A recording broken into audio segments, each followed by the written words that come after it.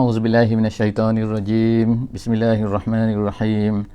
Alhamdulillahirabbil alamin. Nahmaduhu wa nasta'inuhu wa nastahdihi wa nastaghfiruh wa na'udzubillahi min syururi anfusina wa min sayyiati a'malina. May yahdihillahu fala mudilla lahu wa may yudlilhu fala hadiyalah. Nashhadu an la ilaha illallah wa nashhadu anna Muhammadan abduhu wa rasuluh. Allahumma salli ala sayyidina Muhammad wa ala alihi wa sahbihi ajma'in.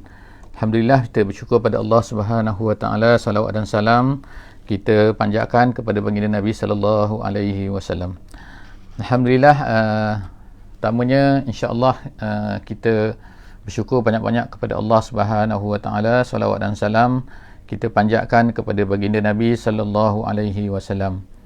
Saya ucapkan terima kasih banyak-banyak. Yang pertamanya kepada pihak ahli jawatankuasa takmir Masjid Sultan Syarif Ali, Kampung Sengkurung, Bandar Seri Begawan, yang telah menganjurkan program kita pada malam ini, majlis ilmu yang insya-Allah kita harapkan akan diredai oleh Allah Subhanahu wa taala, dan kita akan mendapat keberkatan daripada majlis yang kita adakan pada malam ini. Yang keduanya, saya ucapkan terima kasih juga kepada pihak Syababul Iman, iaitu kumpulan belia, persatuan belia Masjid Sultan Syarif Ali, Sengkurung, Bandar Seri Begawan, yang telah berusaha dari sudut penganjuran, teknikal dan sebagainya untuk program pada malam ini. Alhamdulillah, pada malam ni saya dapat bersama-sama lagi dengan pihak ahli jemaah semua yang dikasihi Allah Subhanahu wa taala untuk kita meneruskan kisah kita, iaitu siri yang ke-38 kalau tak salah saya, iaitu kisah nabi-nabi daripada Al-Quran. Pada malam ini alhamdulillah kita telah sampai kepada siri yang kedua daripada kisah Nabi Musa alaihissalam. Jadi pada sesi lepas kita telah masuk kepada kisah Nabi Musa, dan sebagaimana yang telah saya sebutkan sebelum daripada ini, bahawa kisah Nabi Musa ni adalah satu kisah yang antara yang panjang, yang banyak disebutkan oleh Allah Subhanahu wa taala di dalam Al-Quran. Kita boleh jumpa di dalam surah Al-Baqarah pun dah mula jumpa dah kisah Nabi Musa dan juga Bani Israel. Jadi bila sebutlah kisah Nabi Musa ni, maka tak terpisahlah daripada Bani Israel biasanya. Walaupun Bani Israel itu tak semestinya kisah Nabi Musa. Kisah Bani Israel ni macam-macam. Bahkan kalau Nabi Isa alaihissalam pun sebenarnya adalah Bani Israel. Siti Maryam pun adalah Bani Israel. Kita kata Nabi Ibrahim bukan Bani Israel. Nabi Ibrahim bukan. Bani Israel ni bermula daripada Nabi Yaqub alaihissalam. Nabi Yaqub yang mempunyai 12 orang anak. Jadi kemudiannya salah seorang daripada anaknya iaitu Nabi Yusuf alaihissalam. Jadi Nabi Yaqub ni adalah anak kepada Nabi Ishaq. Nabi Ishaq adalah anak kepada Nabi Ibrahim. Jadi bermula daripada Nabi Yaqub alaihissalam, maka dikatakan itulah bermulanya Bani Israel. Jadi yang kita nak baca kisah tentang Bani Israel ni ialah antara yang terbanyak disebutkan oleh Allah Subhanahu wa taala di dalam Al-Quran. Kenapa? Kerana dia menjadi sangat-sangat iktibar kepada kita semua, kepada umat Islam pada hari ini yang akan menjadi umat pilihan Allah Subhanahu wa taala sehingga hari kiamat. Umat Nabi Muhammad adalah orang yang telah dipilih oleh Allah Subhanahu wa taala untuk menjadi penerus kepada pemegang amanah Allah Subhanahu wa taala, yang iaitu amanah Al-Quran. Jadi Allah Subhanahu wa taala telah tidak menjaga Injil, tidak menjaga Taurat, dan ianya kedua-duanya telah diselewengkan. Yang asalnya adalah diturunkan oleh Allah Subhanahu wa taala kepada Nabi Musa, kepada Nabi Isa alaihissalam, alaihi wassalatu wassalam. Tetapi ianya tidak dijamin oleh Allah Subhanahu wa taala, dan akhirnya dia telah diubah oleh pengikut-pengikut Nabi Musa dan pengikut Nabi Isa. Tetapi Al-Quran Allah Subhanahu wa taala telah jamin ia akan dijaga oleh Allah Subhanahu wa taala. Inna nahnu nazzalna dzikra wa inna lahu lahafizun. Kami telah turunkan Quran dan kami akan jaga Quran ni. Jadi kita alhamdulillah sebagai umat Nabi Muhammad SAW amat bertuah kerana kita mendapat satu Quran yang tidak diubah. Yang itulah yang turun kepada Nabi Muhammad, dan itulah yang ada pada kita pada hari ini 1400 tahun dah berlalu, tapi kita masih lagi dapat keaslian, satu benda yang asli. Tak ada benda atas dunia ni yang asli sebagaimana Al-Quran. Jadi alhamdulillah, oleh kerana itulah maka Allah Subhanahu wa taala telah banyak menyebutkan tentang kisah Nabi Musa alaihissalam di dalam Al-Quran. Jadi Kerana apa dikisahkan, kenapa banyak diceritakan, adalah untuk menjadi panduan kepada kita. Quran untuk menjadi panduan kepada kita, bukan panduan kepada orang Yahudi, bukan panduan kepada orang Kristian yang telah sesat ni. Mereka tak boleh, Allah Ta'ala dah beri amanah dulu kepada mereka, tapi mereka sesatkan, mereka ubah, mereka macam-macam, dan akhirnya Allah Ta'ala beri lantik Nabi Muhammad SAW untuk menjadi Rasul pilihan yang terakhir. Jadi kita umat Nabi Muhammad ni dapat Quran, patutnya kita ni baca-baca Quran betul-betul, sepatutnya kita faham Quran betul-betul, sebab tu kita tahu, sepatutnya kita tahu apa yang ada di dalam Al-Quran ni betul-betul. Jadi Alhamdulillah, oleh kerana itulah maka kita ambil satu part daripada kisah Nabi Musa yang disebutkan oleh Allah Subhanahu Wa Taala di dalam surah Al-Qasas. Oleh kerana surah Al-Qasas ni dia menghimpunkan kisah yang panjang mengenai Nabi Musa, daripada bermula kelahirannya sampailah kepada akhirnya, maka kita akan tengok nanti kan. Kemudian kisah bagaimana dia dengan Bani Israel, bagaimana Fir'aun, itu banyak diceritakan di tempat-tempat yang lain. InsyaAllah kita akan go through sepintas lalu insyaAllah nantinya. Jadi insyaAllah kita baca pada malam ni sambungan daripada apa yang telah kita baca pada sesi lepas, iaitu kita baca pada malam ni insyaAllah daripada surah Al-Qasas ayat yang ke-10, ayat yang ke-10 insyaAllah, sebagaimana yang terpaparlah di sini kan. Iaitu kita telah baca sebelum daripada ni bahawa Fir'aun telah membuat satu undang-undang, iaitu membunuh semua anak-anak lelaki yang lahir pada tahun yang tertentu, dan kemudian tahun yang ke depan tu maka tidak dibunuh, kemudian tahun yang depan tu dibunuh lagi, begitu. Jadi Nabi Harun yang dikatakan dalam ahli sejarah kata ialah dia adalah merupakan abang kepada Nabi Musa. Jadi dia lahir di tahun di mana tidak dibunuh. Bangsa Bani Israel tidak dibunuh pada tahun tu oleh Fir'aun. Tapi selepas daripada tu, iaitu pada masa kelahiran Nabi Musa, dikatakan perbezaan umur di antara kedua mereka ni adalah 3 tahun. Jadi pada zaman dikatakan, wallahualam saya tak tahu dengan pasti kan, kita pun ini adalah ahli sejarah sebutkan kan. Jadi maknanya selepas daripada itu lahirlah Nabi Musa. Nabi Musa ni lahir di tahun di mana semua Bani Israel anak lelaki yang lahir dibunuh. Jadi dicop nama, didaftarkan, diregisterkan siapa perempuan-perempuan daripada Bani Israel yang mengandung, maka dia akan tunggu masa kandungan dia, masa bersalin dia, dan dia harus mestilah dipersalinkan. Maknanya masa bersalin tu bidan lah kita kata, yang melahirkan anak, menyambut anak tu mestilah daripada bangsa Fir'aun. Dan dia tengok, kalau lelaki maka dia akan serahkan kepada tentera Fir'aun dan dia akan disembelih, dibunuh. Kalau perempuan dia akan biar hidup.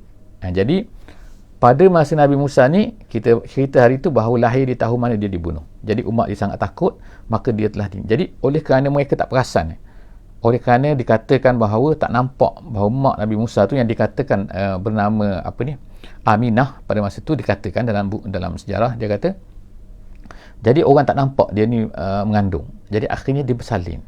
Jadi bersalin dia takut. Bila dia takut maka Allah Ta'ala beri ilham kepada dia supaya meletakkan tu di dalam sungai. Rumah dia tepi sungai Nil. Jadi akhirnya terputus, yang kita hari itu cerita terputus tali dan sebagainya, itu wallahu alam lah bisawab. Tapi akhirnya hanyut dan sampailah yang kita baca dalam ayat ni sampai kepada keluarga Fir'aun. Jadi diambil oleh keluarga Fir'aun. Dia rasa sayang walaupun dia tahu bahawa itu adalah anak Bani Israel. Sebab muka boleh nampak pada tu, warna kulit boleh tahu kan, sebagaimana kita sekarang kadang-kadang kita boleh tengok kan, muka ni, ni keturunan ni, ni keturunan ni, ni keturunan, dan begitulah seterusnya. Jadi maknanya pada masa tu sepatutnya dibunuh, tapi tidak dibunuh. Itulah yang kita baca pada tu, iaitu dalam ayat ni waqalat, yang kita baca tu waqalat imra'atu Fir'aun. Jadi hari ini insya-Allah kita baca ayat yang ke-9, iaitu a'udzubillahi minasyaitonirrajim, bismillahirrahmanirrahim, wa asbaha fuadu ummi Musa farigha. Jadi sekarang ni selepas daripada diceritakan Nabi Musa tu dihanyutkan oleh mak dia, jadi fa asbaha wa asbaha, maka jadilah fuad, hati ummi Musa, mak Nabi Musa tadi tu, farigha. Farigha tu maknanya kosong. Kosong tu maknanya ialah dia tak boleh fikir yang lain dah. Apabila maknanya disebutkan dalam tafsir jalan lain, sebagai contohnya dia kata selepas daripada dia tahu bahawa Nabi Musa tu telah diambil oleh Fir'aun, keluarga Fir'aun, dia fikir sampai ke mana, tapi dia ambil Fir'aun, dia nak larikan daripada Fir'aun, tengok dia ambil oleh Fir'aun, keluarga Fir'aun. Jadi pada masa itulah dia kata maka hati dia jadi farigha. Farigha tu maknanya ialah dia tak boleh fikir lain lah. Dia duk fikir pasal anak dia je. Anak dia. Masa ni tak lama lagi. Tak lama sebenarnya kan. Perbezaan waktu ni kan. Baru saja sebenarnya kan. Jadi dia farigha. Farigha tu maknanya kosong asalnya. Farigha tu asalnya mana kosong, tak ada lain dah dalam kepala dia tu kosong, melainkan dia fikir tentang anak dia, iaitu Nabi Musa tadi tu, iaitu Musa. Jadi Allah Subhanahu Taala kata lepas daripada tu kan, in kadats latubdi bihi, hampir-hampirlah dia latubdi bihi. Latubdi bihi maknanya ialah hampir-hampir dia ni nak menunjukkan, menzahirkan, iaitu nak beritahu kepada Firaun, tu anak aku, gitu seolah-olahnya kan. Latubdi bihi laula, Allah Taala kata laula arrabatna ala qalbiha, kalaulah tidak kerana Allah Subhanahu wa taala telah tambatkan ala qalbiha, di atas hatinya. Ertinya apa tu? Iaitu Allah Taala kuatkan hatinya sehingga dia tak cancel. Dia nak pergi tadi cerita kan kepada tu, ni anak aku ni, jangan ambil lah, tolonglah, jangan. Hampir-hampir dia nak kata macam tu, tetapi Allah Ta'ala kuatkan hati dia. Allah Ta'ala kata laula an rabatna ala qalbiha litakuna minal mu'minin, supaya Allah Ta'ala kata jadilah dia itu orang-orang yang beriman. Maksud beriman situ ialah orang-orang yang yakin. Maksud dia yakin apa? Yakin terhadap janji Allah Subhanahu wa Ta'ala. Apa Allah Ta'ala janji pada dia? Iaitu bahawa Allah Ta'ala akan jaga dia. Jadi seterusnya, itu di antara ilham lah yang Allah Ta'ala telah berikan kepada emak Nabi Musa. Jadi sekarang ni apa jadi? Waqalat li ukhtihi. Jadi dia ni emak Nabi Musa ni, dia berkata kepada ukhtihi. Ukhtihi tu maknanya ukhti Musa maknanya. Minta maaf lah, tak alih kan. Jadi waqalat li ukhtihi, berkatalah mak Nabi Musa tu, Asiyah tadi, kepada ukhtinya, kepada ukhti Musa, bukan ukhti mak dia, tapi ukhti kepada Musa tu maknanya kakak kepada Musa. Kakak kepada Musa ni dah besar lah kan, kalau tak besar takkanlah nak pergi berjalan-jalan kan. Maknanya kakak ni dia katakan nama dia Maryam. Wallahu a'lam bissawab. Saya disebutkan dalam tafsir jalan lain, dia kata ialah mak dia anak kakak nama Maryam. Jadi dia kata apa? Dia kata waqalat li ukhti kusih. Kusih tu maknanya ialah ikut. Qasas ni, kalau dalam bahasa Arab, qasas ni ialah cerita. Qassa tu maknanya cerita ni makna apa yang dah lalu, dia akan cerita apa yang telah berlaku dulu kan. Jadi kusi tu makna ikut, asal dia ikut, mengikut gitu. Jadi dia kata kepada mak dia tu, dia kata kepada kakak dia tu, kakak Musa, mak dia kata ikut. Jadi dia pun ikutlah.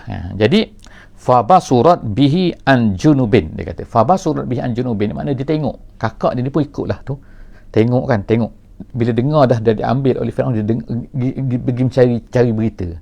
Dia pergi mendengar cerita, apa khabar dah anak tadi, apa khabar dah baby tadi tu, apa khabar dah budak kecil tadi tu, anak damit tadi apa dah jadi tu. Dia fabasurat bi an junubin, tapi dia kata dia tak pergi direct. Dia tak pergi tengok. Tengok dengan macam-macam, nampak macam minat sangat, macam apa ni, apa kaitan gitu kan. Jadi maknanya dia tak direct sangat, tapi an junubin makna tepi-tepi je. Kalau setengah kitab tafsir kata dia tengok melalui ekor mata je. Tengok itu supaya apa? Supaya orang tak perasan, supaya orang tak syak pada dia. Lalu wahum la yash'urun, dan mereka tak perasan. Gitu, wahum la yash'urun, mereka tak terasa, mereka tak perasan lah. Kita kata dalam bahasa kita, dia tak perasan apa? Tak perasan bahawa dia ni adalah sedang mengikut budak tu, sedang mengintai-ngintai budak tu, sedang nak ambil tahu tentang adik dia sebenarnya. Gitu. Jadi Allah SWT kata selepas daripada itu, wa harramna alaihil maradi'a. Apa jadi kepada Nabi Musa ni? Iaitu haramna, kami haramkan ke atasnya al-maradi'a, ke atas Nabi Musa itu al-maradi'a. Maradi'a ni ialah maknanya perempuan-perempuan yang menyusukan anak. Jadi bila Nabi Musa ni telah diambil oleh Firaun ni, keluarga Firaun ni, lama-lama budak ni menangislah, dia lapar kan. Jadi lapar menangis. Jadi Firaun ni, grup Firaun ni, keluarga Firaun ni, isteri Firaun ni yang dikatakan nama Asiyah tu, jadi dia carilah orang yang boleh menyusu anak dia ni. Cari sini kan. Beri menyusu kan? Tak nak. Beri menyusu apa? Tak nak. Itulah makna wa harramna alaihil maradi'a. Semua orang-orang yang nak diberi susu tu, semua tu dia tak nak. Haramna. Siapa yang menjadikan Musa tu yang kecil tu tak nak kepada semua ibu-ibu, semua mana-mana perempuan ini yang untuk menyusu ni? Allah Subhanahu Wa Taala. Sebab tu Allah Taala kata haramna, kami yang haramkan. Haram tu bukan haramkan jadi haram tapi maknanya kami tidak macam tak benar kan. Tak menjadi keinginan kepada Musa ni nak kepada ibu-ibu yang menyusukan tu. Jadi kemudian tu, jadi min qablu, sebelum daripada menyusukan mak dia. Jadi sekarang ni lepas tu kata faqalat. Jadi akhirnya pada masa tu kakak ni faqalat, katalah kakak dia kepada keluarga Firaun. Jadi nak ceritanya bagaimana keadaan ini ialah macam mana dia boleh macam boleh berkata ni, hal adullukum, dia katakan, nak tak aku tunjukkan kepada kamu semua ahli baitin yakfuluna lakum wahum lahu nasihun. Okey, jadi ni kakak Nabi Musa ni berkata kepada, ada setengah riwayat kata bahawa dia ni bila sibut-sibut, jadi orang syak lah pada dia. Kamu ni bagaimana kamu tahu pula tentang bahawa budak ni nak menyusu dan sebagainya ni? Kamu ni macam ada tu. Jadi pada masa tu dia kata, dia pun tangkap kakak dia tu kan. Sebab apa? Sebab mereka dah syak bahawa dia ni ada hubungan apa ni kan. Tapi selepas daripada tu dia kata yakfulunah ni boleh jaga, kata awak ni. Jadi kakak dia ni ceritalah kan, kakak ni berceritalah kepada tu kan, saya nak beri nasihat saja, dia kata, sebab saya dengar ada orang macam sebab orang syak kepada dia, kakak dia tu, bagaimana awak boleh tahu tentang adanya orang yang boleh memberi susu kepada budak ni. Jadi akhirnya kakak tu memberi alasan dia ialah disebut sini lah yakfulunahu lakum wahum lahu nasihun, sebagaimana yang ada dalam ayat yang ke-12 ni. Ni kata wahum lahu nasihun. Wahum ni ialah siapa? Iaitu keluarga yang akan menyusu tu. Saya seolah-olahnya dia berkata macam ni. Dia kata dalam tafsir kata, aku ada kenal seorang yang mana masyhur dia tu memang baik, boleh jaga budak, boleh jaga baby, boleh jaga anak damik, dan dia menyusu dan sangat baik. Orang semua puji dia. Gitulah mana. Dia cerita sehingga keluarga Firaun ni pun percaya. Jadi bila mereka percaya, mereka pun ni lah. Sebab ni kan wahum lahu nasihun ni. Nasihun ni bukan aku nak beri nasihat, tapi maknanya wahum lahu. Ni keluarga itu, dia kata keluarga yang aku dengar itu lahu untuk baby untuk budak-budak ni, nasihun, dia boleh jaga dengan baik. Dan kemudian tu dia boleh yakfulunahu sini. Yakfulunahu maknanya dia jaga, dia tarbiyah, dia maknanya dia didik dengan baiklah budak tu. Dia tak buatlah bukan tampar ke apa benda kan, macam penjaga setengah-setengah penjaga kan yang kena tangkap apa benda semua kan, kita dengar cerita tu. Tak, ni memang penjaga yang baik. Jadi apabila keluarga Firaun ni pun dengarlah bahawa alasan dia logik jugalah, budak perempuan ni kan kata gini, maka dia pun lepas. Jadi lepas dia pun pergi carilah, ikutlah apa nasihat budak perempuan tadi tu. Jadi seterusnya kita baca ialah faradadnahu ila ummihi, kami kembalikan. Tengok kan Allah SWT menggunakan perkataan faradadnahu, kami yang kembalikannya, ila ummihi, kepada emaknya, kepada emak Musa. Tengok kan, kami kembalikan Musa kepada emaknya. Tengok perancangan Allah Subhanahu Wa Taala. Bermula daripada dia campakkan anak di dalam kotak tu kan, atas ilham daripada Allah, dan dia yakin kepada Allah Subhanahu Wa Taala, maka Allah Taala ada aturannya. Aturan Allah itu lebih baik. Sebab itulah pengajaran yang ulama sebut sini, apabila Allah Subhanahu Wa Taala ni memerintahkan kita dengan sesuatu benda, kita hendaklah yakin, kita hendaklah husnuzan dengan Allah Subhanahu Wa Taala. Jangan rasa bahawa Allah Taala suruh macam ni, apa ni saya nampak macam tak elok, saya nampak macam tak bagus, saya nampak macam ni menyeksakan, saya nampak macam ni rugi dan sebagainya. Tak. Apabila satu benda yang Allah Taala suruh, maka kita laksanakan. Kenapa? Di sebalik tu mesti ada kebaikan dia. Mesti ada kebaikan. Bukan agak-agak lah, bukan. Mesti ada kebaikan. Itu nombor satu. Yang keduanya, apa-apa yang ditakdirkan oleh Allah Subhanahu Wa Taala, jangan sedih. Kita tengok dalam ayat ni kan, Allah Subhanahu Wa Taala sebut ni, iaitu faradadnahu ila ummihi, kami kembalikan dia kepada emak dia. Kai, supaya apa? Kai taqarra ainuha, sejuk matanya, maknanya seronoklah dia, mak dia tu kan, apabila dah dapat anak dia balik kan. Tengok kan, dia tak sangka dah masa dia letak dalam kotak tu, mungkin dia rasa bahawa anak dia tu dah hilang dah, tak apalah, mati dah. Macam serah lah kan. Tengok sampai kepada Firaun, lagi lah kita kata tension. Sebab apa? Sampai kepada musuh, nak lari daripada musuh, tengok sampai ke tangan musuh, dah kena bunuh lah. Sebab tu dia kata farira tadi kita kata. Tapi tengok kan, Allah Ta'ala takdirkan sebaliknya, kai taqarra ainuha, sehingga dia kata kembali, menyejukkan matanya kembali kepada mak dia balik. Wala tahzan, dan jangan kamu sedih. Jadi maknanya kita tengok sini kan, Allah Subhanahu Wa Taala sebut sini wala tahzan. Allah Taala katakan wala tahzan, jangan kamu sedih. Apa tu? Isyarat ini ulama dalam tafsir dia kata ialah apa-apa yang Allah Taala takdirkan kepada kita, kita jangan anggap bahawa ia ni adalah buruk untuk kita. Gitu. Jadi kata Imam Al-Ghazali, laisa fil imkan abda'u mimakan. Tidak adalah yang mungkin-mungkin yang kita agak, yang kita fikir, kita guna pemikiran kita, kita guna pengalaman kita kan. Kalau macam ni lebih baik, kalau macam ni lebih baik. Tetapi kita tak tahu perancangan Allah Subhanahu Wa Taala adalah yang terbaik. Tak ada yang lebih baik daripada perancangan Allah Subhanahu Wa Taala. Jadi apabila saja apa saja yang dirancang, apa yang ditetapkan oleh Allah, kita tahu sekarang itu adalah yang telah ditetapkan oleh Allah. Apa yang akan datang kita tak tahu. Tapi apa yang telah berlaku, apa yang telah berlaku, sebab itulah jangan sedih. Orang mukmin ni, apa yang telah berlaku dia tak sedih. Sebab apa? Bagi dia la khaufun alaihim wala hum yahzanun. Mereka ni tak takut apa yang akan datang dan mereka tak sedih dengan apa yang telah lalu. Jadi sebagaimana umat Musa sini dia tak sedih. Jadi la tahzan, dia tidak sedih kan. Wali ta'lam la tahzana situ la tahzana kai taqarra ainuha wala tahzana. Bukannya jangan sedih, tapi maknanya tidak bersedih itu. Jadi mak dia tak sedih. Sampai wali ta'lama tu yang ketiga sebab dia. Yang pertama ialah taqarra ainuha, yang kedua ialah tahzan, la tahzan, kemudian wali ta'lama anna wa'dallahi haqqun, supaya dia tahu, supaya mak dia tu tahu bahawa apa? Anna wa'dallahi haqqun, apa yang dijanjikan oleh Allah Subhanahu Wa Taala adalah benar. Kita tengok kan, melalui walaupun kita kata ini adalah cerita kisah Nabi Musa, inilah cerita mak Nabi Musa, seolah-olahnya kita kata ini ceritalah. Tak, Allah Subhanahu Wa Taala gunakan perkataan-perkataan. Allah Taala nak ingatkan kita, Allah Taala nak balik semula kepada kita, iaitu apa? Iaitu kita ni tak boleh sedih dan kita hendaklah yakin bahawa janji Allah Subhanahu Wa Taala itu benar. Kalau Allah Taala janjikan macam ni nak berikan kepada orang beriman, kita yakin Allah Taala itu benar. Kalau kita tak yakin, itu masalah kan. Mana berlaku masalah kan. Sebab apa? Ini bukan dengan akidah, kita tak yakin dengan janji Allah. Jadi banyak janji Allah Taala akan nak tolong orang beriman. In tansurullah yansurkum, sebagai contohnya kan, wa kana haqqun alaina nasrul mu'minin. Menjadi Allah Taala kata haqqun alaina nasrul, Allah pasti akan tolong orang-orang yang beriman.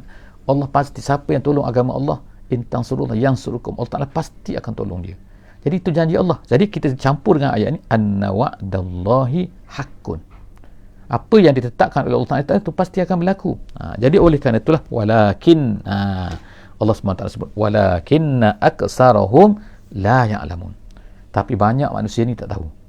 Banyak manusia tak tahu ni apa, iaitu tentang bahawa janji Allah itu, ada yang kata ialah bahawa apa yang dibuat oleh Firaun itu tak tahu bahawa rupanya ini adalah mak Nabi Musa sendiri. Jadi kita tengok kan, daripada ayat ini, ulama-ulama telah menyebutkan satu perkara kan yang cantik kan.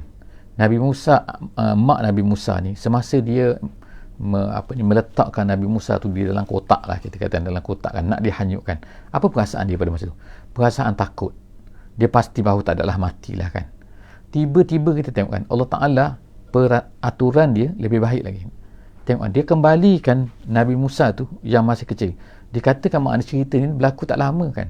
Sebab takkanlah dia dia menangis nak susu Nabi Musa tu kan, macam Musa yang kecil tu kan, takkanlah sampai seminggu, takkanlah sampai sebulan, mesti paling kuat satu hari je kan. Pusing maknanya dalam masa satu hari dia pusing tu, maknanya sampai ke istana Firaun, lepas tu patah balik dalam masa satu hari, dia dah patah balik kepada mak dia balik. Tengok kan, Allah Subhanahu Wa Taala tu buat aturan Allah Subhanahu Wa Taala sangat cantik kan. Jadi inilah dia katakan bahawa bagaimana hebatnya di sini kan, bahawa orang tak tahu kan, kita tak tahu kan janji Allah Subhanahu Wa Taala. Tengok balik semula Nabi Musa kepada dia, akhirnya dia yang menyusu, dan kemudian ditambah lagi ada perkataan yakfulunah sini. Yakfulunah kita baca tadi kan, yakfulunah maknanya bukan sekadar dia, mak Nabi Musa tu bukan sekadar menjaga, tapi asalnya dia kata ialah ikut dalam sejarahnya, dalam sejarah yang disebutkan ulama Islam, dia kata asalnya ialah mak Nabi Musa tu dipanggil ke istana untuk jadi konon-kononnya ialah untuk menjadi penyusu kepada Musa, kemudian dia balik semula. Tapi dia tak nak pula tuan. Di istana tak nak, dia nak di rumah juga kan. Jadi akhirnya di rumah lah. Jadi dia pergi sekali-sekala ke istana, ataupun dibawa lah baby dia tu ke istana kan. Tapi tinggal bersama dengan dia. Tengok jadi Allah Ta'ala aturan Allah kan. Dia dapat jaga anak dia, dia dapat bersama dengan anak dia, dia dapat didik anak dia, dan kemudian dia dapat upah lagi pula tu. Dan kemudian Firaun ini memberikan semua bayaran-bayaran kepada dia. Bukan bayaran upah menyusu saja, bayaran pakaiannya, bayaran semua sekali. Tengok kan, dah hilang ketakutan dia terhadap anak dia. Maknanya anak dia selamat, dia boleh terang-terangan, dia boleh menyusu anak dia, dia boleh dapat upah lagi hasil daripada ni kan. Kalau dulu kita kata asalnya mana dapat upah kan tak? Masa Harun, masa apa benda semua tu kan, tak ada dapat upah. Maknanya semua tu kena buat sendiri kan. Pakaian-pakaian semua kena beli. Ni semua ditanggung beres oleh Firaun. Tapi mereka tak tahu bahawa apa yang Allah Ta'ala tetapkan tu nanti sebenarnya akan menjadi satu bala lah, kita katakan, kepada Firaun itu sendiri. Jadi seterusnya insya-Allah kita tengok ayat seterusnya ialah walamma, seterusnya Allah Ta'ala kata walamma balagha ashuddahu wastawa atainahu hukman wa ilma wa kadzalika najzil muhsinin. Dalam keadaan macam tu, maka Nabi Musa pun dah makin kuat, makin besar, makin muda, makin berumur kan. Dah jadi orang yang pemuda-pemuda lah kan, belia dah, hebat lah kan. Jadi Allah SWT pun katakan walamma balagha, apabila telah sampai asyuddahu ni makna kuat ni. Kuat tu maknanya badan dia kuat, fizikal dia kuat, mental dia pun dah kuat, wastawa, dan kemudian dah stabil. Dah stabil. Jadi stabil situ maknanya ialah stabil dari sudut maknanya kalau budak-budak kita tak panggil stabil kan, dia tak apa betul lagi kan tak walaupun dia buat keputusan apa semua, ni dah matang, gitu kan kita katakan. Wastawa, lepas tu Allah Ta'ala kata atainahu hukman wa ilma, kami pun berilah kepada dia hukman wa ilma. Apakah dia hukman dan juga apakah ilma ni? Wa kadzalika najzil muhsinin, apakah dia? Jadi insya-Allah kita akan sambung cerita ni insya-Allah tentang hukman dan juga ilma dengan jelasnya insya-Allah pada sesi yang akan datang.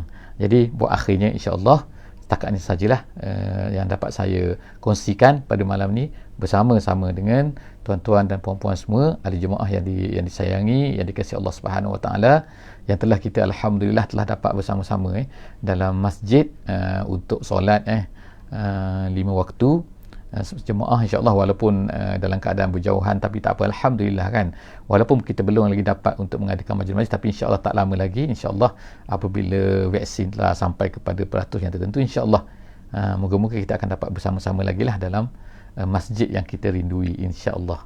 Setakat itu saja aku qauli hadza wa astaghfirullahal azim li wa lakum. Kita jumpa lagi insya-Allah untuk mengetahui apakah yang telah diberikan oleh Allah Subhanahu Wa Taala kepada Nabi Musa, iaitu yang dikatakan sebagai hukman wa ilma. Wallahu alam. Terima kasih banyak-banyak kepada ahli jemaah semua, dan juga terima kasih banyak-banyak kepada ahli jawatan kuartus takmir Masjid Sultan Syarif Ali, negara Brunei Darussalam, Masjid Sengkurung. Moga-moga Allah Subhanahu Wa Taala akan pertemukan balik kita insya-Allah akan datang. Wallahu alam. Wassalamualaikum warahmatullahi wabarakatuh. Subhanakallahumma wa bihamdik, nashhadu an la ilaha illa anta, nastaghfiruka wa natubu ilaik. Bismillahirrahmanirrahim. Wal 'asri innal insana lafi khusr illa allazina amanu wa 'amilus solihat wa tawasaw bil haqqi wa tawasaw bis sabri.